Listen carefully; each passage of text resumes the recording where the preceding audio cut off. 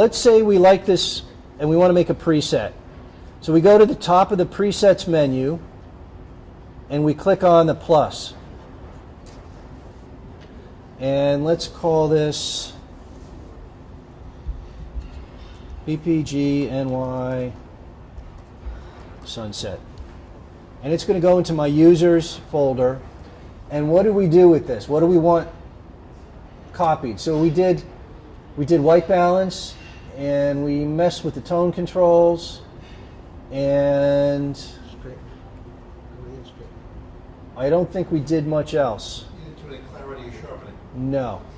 So we don't have to have those checked. Usually when I do a preset, I only check the ones that are involved in the precise adjustment that I did, because let's say I did another one that was like basically this plus vignetting.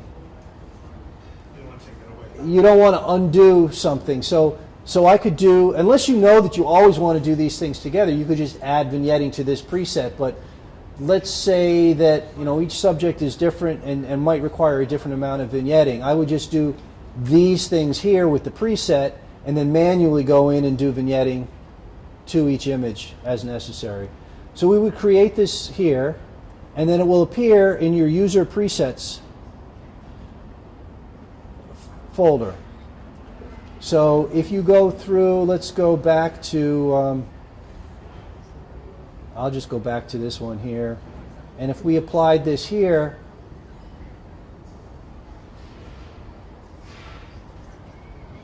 here it went back to alphabetical order. So now I have a new image, and this is what the preview is showing, what's going to happen when I click on it, what's going to happen to the image.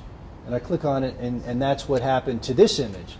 Not all presets look great with all images. So that's why you sort of have a big collection of presets, and that's why it's helpful to have that preview window in the navigator window to see exactly what you're going to get.